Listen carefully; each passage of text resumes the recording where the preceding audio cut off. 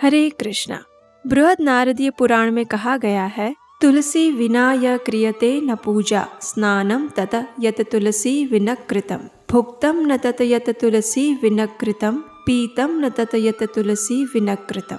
अर्थात तुलसी देवी के बिना की गई पूजा, भगवान को भोग अर्पण एवं स्नान प्रामाणिक नहीं माना जाता।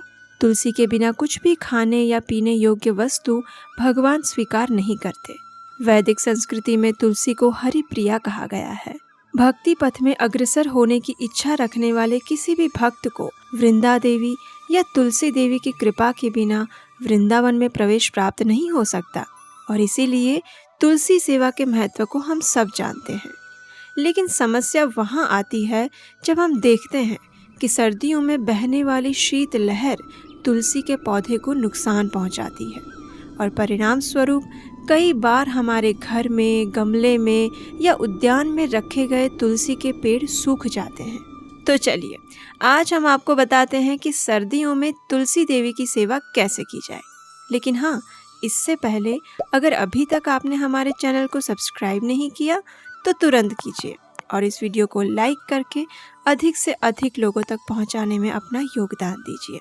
आज हम आपको तुलसी देवी की देखभाल करने के लिए कुछ विशेष उपाय बताएंगे और इस वीडियो के अंत में आज फिर हम आपके लिए एक बोनस पॉइंट लेकर आए हैं। तो चलिए शुरू करते हैं। सबसे पहले तो हम ये समझ लें कि सर्दियों में तुलसी के पौधे सूख जाने के मुख्य 4 कारण हो सकते हैं। पहला, तुलसी को रात्रि के समय में खुले स्थान पर छोड़ देने के कारण। दूसरा, तुलसी के पौधे को योग्य मात्रा में सूर्य प्रकाश और हवा न मिलने के कारण। तीसरा, बहुत अधिक या बहुत कम पानी मिलने के कारण। और चौथा, इस ऋतु में लगने वाले कीड़ों के कारण। तो चलिए अब हम ये देखते हैं कि इसका समाधान क्या है। हम सब जानते हैं कि तुलसी के पौधे उष्णकटिबंधीय प्रदेश में पाए जाते हैं, इसलिए अधिक सर्दियों के समय में वे सूख जाते हैं।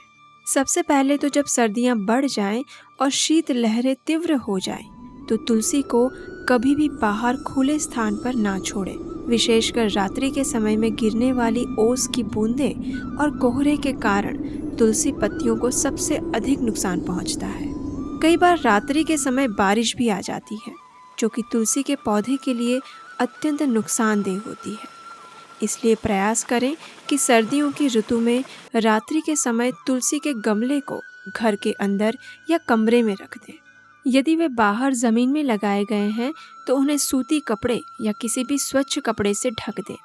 दिन के समय इस कपड़े को हटा लें और घर में रखी गई तुलसी को भी बाहर रख दें।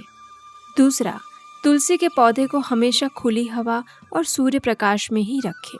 यदि उन्हें पर्याप्त मात्रा में धूप और हवा नहीं मिलती तो उनकी पत्तियां गिर जाती है और उनका विकास नहीं हो पाता। इसलिए उसे अधिक समय कमरे के अंदर ना रखें। दिन के समय उसे पर्याप्त मात्रा में हवा और रोशनी मिले ऐसी व्यवस्था करें। कई बार हम पौधे को घर में रखकर भूल जाते हैं और पर्याप्त सूर्य प्रकाश की अनुपस्थिति में वह पौधा सूख जाता है। इसलिए पौधे को समय समय पर धूप देना ना भूलें। तीसरा, शीत ऋतु में तुलसी के पौधे को अधिक पानी की आवश्यकता नहीं होती, इसलिए उसमें उतना ही पानी डालें जिससे कि मिट्टी गीली हो जाए और उसकी जड़ें नम रहें। तुलसी के गमले में या ज़मीन में अधिक पानी भर देने के कारण भी पौधे को नुकसान होता है, इसलिए निश्चित मात्रा में ही पानी दें। दूसरे दिन जब आप तुलसी को पानी देने जाएं तो उसकी सतह ज़्यादा सूखी भी नहीं होनी चाहिए और ज़्यादा गीली भी नहीं होनी चाहिए। आपकी तुलसी में अधिक जल है, इसका एक लक्षण ये भी होता है कि उसकी पत्तियां हल्के रंग की हो जाती है और ताज़ी पत्तियां भी गिरने लगती है। चौथा, तुलसी का पौधा मिट्टी के द्वारा श्वास लेता है, इसलिए कुछ समय बाद मिट्टी कठोर हो जाती है और जल सोखने की उसकी क्षमता पर इसका प्रभाव पड़ता है। परिणाम स्वरूप जड़ में हवा का आवागमन रुक जाता है। इस स्थिति को सामान्य करने के लिए चम्मच या किसी ऐसे साधन द्वारा लगभग आधा इंच मिट्टी खोद लें और मिट्टी के गड्ढों को तोड़कर ज़मीन को फिर से समतल कर दें। लेकिन ध्यान रखें कि ऐसा करते समय तुलसी की जड़ों को नुकसान ना पहुँचे। पांचवा, सर्दियों के ऋतु में कई बार देखा जाता है कि तुलसी के पौधे के ऊपर काले रंग के कीड़े लग जाते हैं। और पत्तियों पर कुछ दाग दिखाई देते हैं। अगर आपके पौधे में भी ऐसे संकेत दिखाई दे रहे हैं तो सावधान हो जाइए। आपकी तुलसी को अधिक सेवा की आवश्यकता है। कीड़ों को हटाने के लिए किसी भी प्रकार के रसायन या केमिकल्स का प्रयोग ना करें। सबसे अच्छा होगा यदि आप नीम का पानी इन पौधों पर छिड़कें और उसे नियमित रूप से पाइप या फव्वारे से पानी द्वारा धोते रहें। इस प्रकार पत्तियों को धोते समय पत्तियों के निचले हिस्से का भी ध्यान रखें, क्योंकि वहीं पर अधिक मात्रा में कीड़े पनपते हैं। छठा, तुलसी के पौधे में जो सूखी मंजरियां लगी हुई है उन्हें तुरंत निकाल लें। सूखी हुई मंजरियां तुलसी देवी का बोझ बढ़ाती है और इसलिए उन्हें हाथ से सावधानी पूर्वक निकाल लेना चाहिए। सातवीं और सबसे महत्वपूर्ण बात, तुलसी की पत्तियों तथा मंजरियों का प्रयोग केवल भगवान को भोग अर्पित करने के लिए ही करना चाहिए और किसी भी कार्य के लिए हमें तुलसी दल नहीं तोड़ने चाहिए। तुलसी की पत्तियों को चबाना, उबालना, पीसना या तोड़ना अपराध है। तुलसी की पत्तियों को किसी भी समय पर ना तोड़ें। दिन में केवल एक ही समय अपनी आवश्यकता अनुसार तुलसी दल तोड़ लें। सुबह 7 से 9 बजे का समय तुलसी को जल देने के लिए और पत्तियां तोड़ने के लिए आदर्श माना गया है। और अंत में आपका बोनस पॉइंट, तुलसी देवी कोई साधारण पौधा नहीं, अपितु साक्षात भगवान श्री कृष्ण के शुद्ध भक्त हैं। इसलिए उनकी सेवा व्यक्तिगत रूप में होनी चाहिए।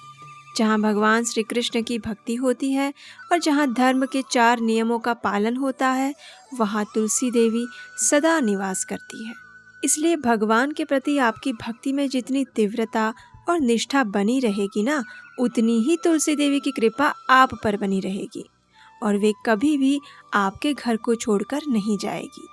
तो चलिए, इन कुछ बातों का ध्यान रखते हुए इस शीत ऋतु में भी तुलसी देवी की प्रेम और सावधानी पूर्वक सेवा करते हैं और उनके चरणों में भगवान की प्रेममयी सेवा प्राप्त करने के लिए प्रार्थना करते हैं। हरे कृष्णा।